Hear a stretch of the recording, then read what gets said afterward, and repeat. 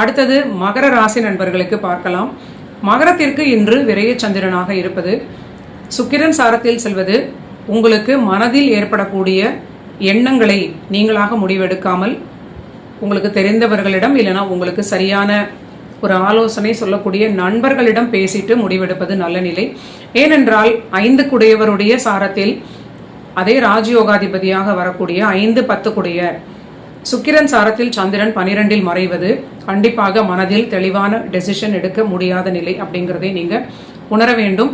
வாழ்க்கை துணையுடன் அனுசரித்து செல்வது மிகுந்த நல்ல பலன்கள். அவர்களுக்கு மன அழுத்தம் பணிச்சுமையினால் ஏற்படலாம். ஓரளவிற்கு இதை நீங்க புரிந்து கொள்வது நல்ல பலன்களை கொடுக்கும். அடுத்தது கும்பராசி நண்பர்களுக்கு பார்க்கலாம். கும்பராசிக்கு பணியில் நல்ல வளர்ச்சி, ஏற்றம், பணிக்கான சில இடமாற்றங்கள் நினைத்தது போல அமையக்கூடிய நல்ல பலன்களாக இருக்கும்.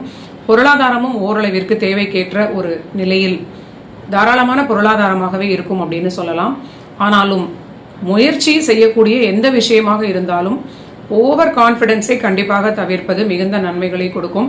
3 குடைய செவ்வாய் 8இல் இருப்பது ஒரு அளவுக்கு அதிகமான தைரியத்தை உங்களுக்கு கொடுக்கக்கூடிய சூழலாக இருக்கலாம்.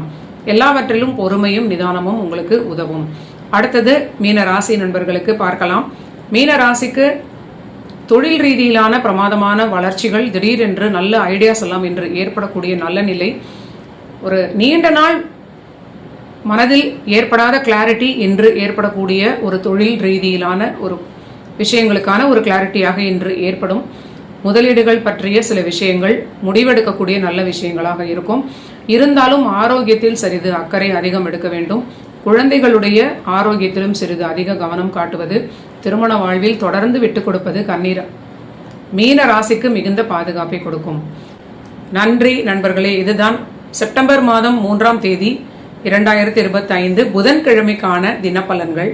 நீங்க எல்லோரும் என்னுடைய சேனலை கண்டிப்பாக சப்ஸ்கிரைப் பண்ணிட்டு தொடர்ந்து பாருங்க. மீண்டும் நாளைய பதிவில் சந்திக்கலாம்.